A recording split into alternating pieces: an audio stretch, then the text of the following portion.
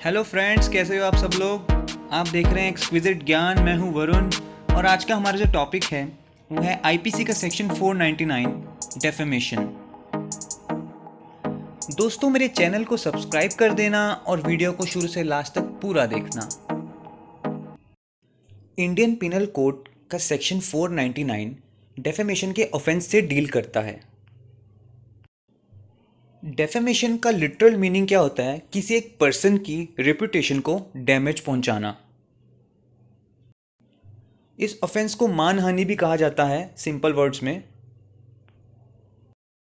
Section 499 की wording कहती है कि हु एवर यानी कोई भी person by words either spoken और intended to be read, words का यूज़ कर या तो वो बोल कर सकता है या फिर वर्ड्स को राइट लिख कर सकता है, इस इंटेंशन से कि वो जो वर्ड्स लिख रहा है वो पढ़ लिए जाएंगे।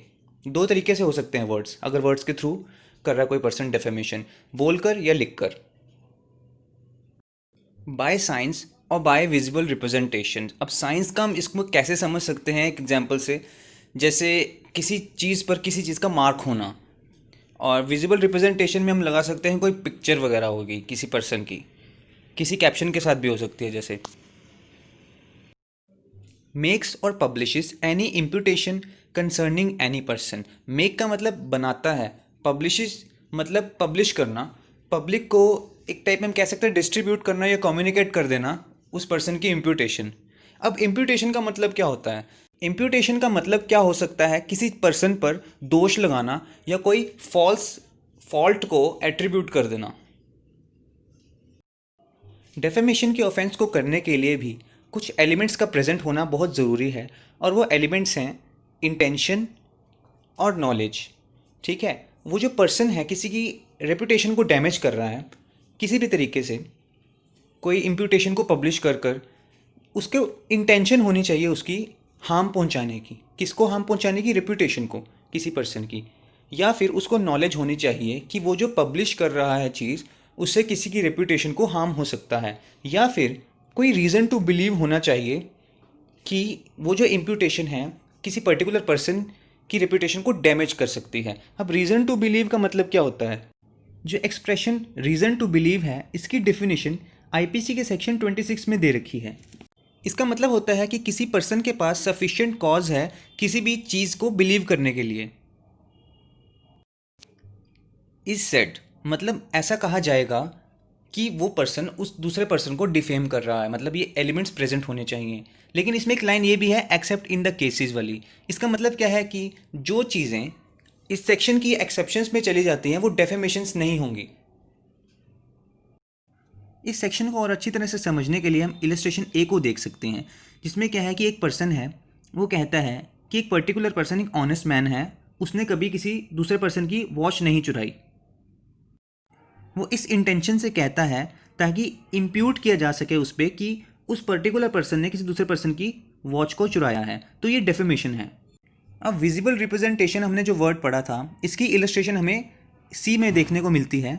इसमें क्या है कि एक पर्सन है, वो किसी दूसरे पर्सन की पिक्चर ड्रॉ कर देता है और ये दिखाता है उस पिक्चर के ज़रिए कि उस पर्टिकुलर पर्सन ने किसी दूसरे की वॉच को चुराया है। वो ये पिक्चर इसलिए ड्रॉ करता है, इस इंटेंशन से ड्रॉ करता है ताकि ये विश्वास हो जाए लोगों को कि उसी ने उस पर्टिकुलर पर्सन की घड़ी चुराई है, तो ये भी डेफेमेशन है। सेक्शन 499 की 4 एक्सप्लेनेशंस हैं। अब हम एक्सप्लेनेशन 1 की बात करते हैं।